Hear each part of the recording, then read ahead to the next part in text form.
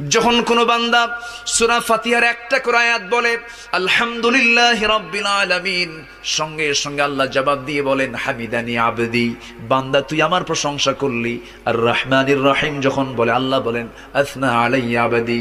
মালিক ইয়াউমিদ্দিন যখন বলে আল্লাহ বলেন মাজ্জাদানি আবদি।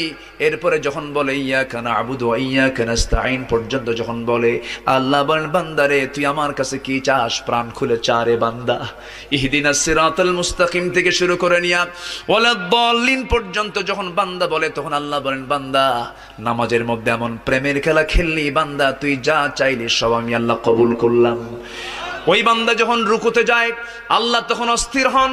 ওই বান্দা যখন সিজদায় যাওয়ার জন্য প্রস্তুতি নাই, সমস্ত ফেরেশতাকে ডাক দিয়ে বলেন ও ফেরেশতারা, এই বান্দাগুলো আমাকে দেখলো না, রাসূলকে দেখলো না, কোরআনকে দেখে হাদিসকে বিশ্বাস করে আমাকে খুশি করার জন্য তার সবচেয়ে সম্মানজনক